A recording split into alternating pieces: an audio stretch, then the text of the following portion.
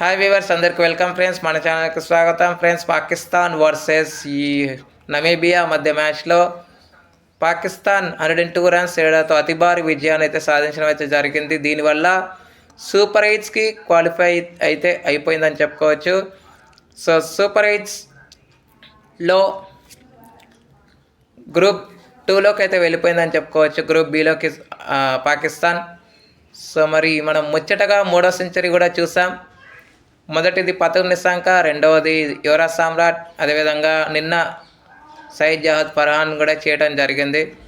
So మరి match ఎలా సాగింది ఏంటి అనేది మనం వివరాలకు వెళ్ళిపోదాం. So let's move in to the topic. Hi hello we were, అందరికీ వెల్కమ్ ఫ్రెండ్స్. మన ఛానల్కి స్వాగతం. మా ఛానల్లో మీకు కనుక వీడియోస్ నచ్చితే లైక్ చేయండి, షేర్ చేయండి, కామెంట్ చేయండి మరియు సబ్స్క్రైబ్ చేయండి. మరిన్ని నోటిఫికేషన్స్ కోసం పక్కనే ఉన్న బెల్ ఐకాన్ని ఆల్ పైన ట్యాప్ చేయండి. ఆల్ పైన ట్యాప్ చేయడం ద్వారా మేము చేసే ప్రతి వీడియోలని, తాజా వీడియోలని నోటిఫికేషన్లో పొందగలరు. సో గైస్, ఇండియాతో మ్యాచ్ ఓడిపోయిన తర్వాత చాలా వరకు మంచి ఇంటెంట్తో అయితే పాకిస్తాన్ కనబడిందని చెప్పుకోవచ్చు. సో టాస్ గెలిచి మొదట బ్యాటింగ్ అయితే తీసుకుంది పాకిస్తాన్. దానికి తగ్గట్టుగానే స్టార్ట్ అయితే ఫినామినల్ స్టార్ట్ అయితే వచ్చింది. Flying start 40 runs opening stand వచ్చిన తర్వాత సయీమ్ అయూబ్ మరొకసారి నిరాశపరచడం జరిగింది. ఒక కొసమెరుపు నాకైతే ఆడడం జరిగింది. 14 రన్స్ తర్వాత కెప్టెన్తో కలిసి మంచి పార్ట్నర్షిప్ 41 రన్స్ పార్ట్నర్షిప్ తేవడం. 41 రన్స్ పార్ట్నర్షిప్ తెచ్చిన తర్వాత 38 రన్స్కి సల్మాన్ అలియాగా అవుట్ అయిన తర్వాత మరొక వికెట్కు మరి మంచి పార్ట్నర్షిప్ అయితే తీసుకురావడం జరిగింది.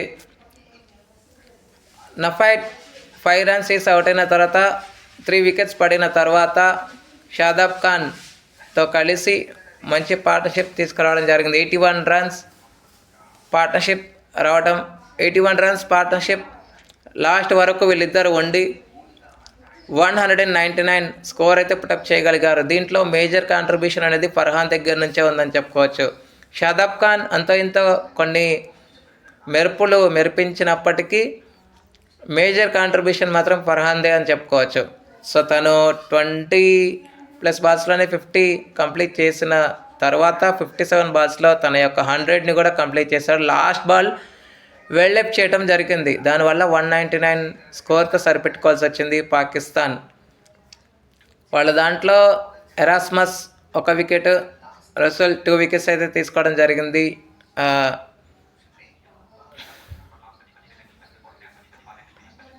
నుంచి అనంతరం లక్ష్య ఛేదనకు ఆరంభించిన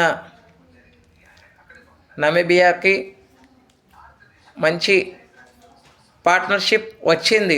స్టార్ట్ అయితే మామూలుగానే వచ్చింది, బట్ 30 దగ్గర ఫస్ట్ వికెట్ పడింది. 30 దగ్గర ఫస్ట్ వికెట్ పడింది. వాళ్ళ యూఏఈ దాంట్లో ఇద్దరు డబుల్ డిజిట్ స్కోర్ చేయగలిగారు. పాల్ స్ట్రిల్లింగ్ తను 23 రన్స్ వేయగా, ఇంకొక ఆయన పేరు గుర్తు రావట్లేదు గైస్, ఆయన అయితే 20 రన్స్ అయితే చేశాడు. వీళ్ళిద్దరు మినహాయిస్తే మిగతా వాళ్ళంతా ఫోన్ నెంబర్స్ కోడ్ లాంటి ఆడారని చెప్పుకోవచ్చు, ఫెయిల్ అయ్యారని చెప్పుకోవచ్చు. సో 97 రన్స్కే ఆల్అవుట్ అయితే అయ్యింది. ఎక్కడ కూడా వాళ్ళు లూజ్ షాట్స్ అనేవి తీసుకోలేదని చెప్పుకోవచ్చు. వాళ్ళు కన్సాలిడేషన్లోనే ఉండిపోవాల్సి వచ్చింది, కానీ అగ్రెషన్ మోడ్లోకి అయితే లేరనే చెప్పుకోవచ్చు. సో ఉస్మాన్ తారిక్ మరొకసారి మెరిసాడు గైస్. తను 4 ఓవర్స్ వేసి 16 రన్స్ ఇచ్చి 4 వికెట్స్ అయితే తీసుకోవడం జరిగింది తన కోటాలో. తర్వాత షాదాబ్ ఖాన్ 3 వికెట్లు అండ్ మొహమ్మద్ నవాజ్ 1 రన్అట్, ఇంకోటి సంథింగ్ ఎవరికో వచ్చింది వికెట్ అయితే మొత్తానికి. సో 97 రన్స్ కి ఆల్అవుట్ అయితే చేయగలిగింది. 102 రన్స్ తేడాతో ఘనమైన విజయాన్ని సాధించడం ద్వారా సూపర్ ఎయిట్స్కి క్యూ అనే మార్క్ని అయితే సొంతం చేసుకుంది. సో మరి ఇక player of the match award అయితే no doubt no surprise guys, ఇందులో ఆలోచించాల్సిన అవసరమే లేదు. ఫర్హాన్కి player of the match award అయితే రావడం జరిగింది. Okay friends, thank you.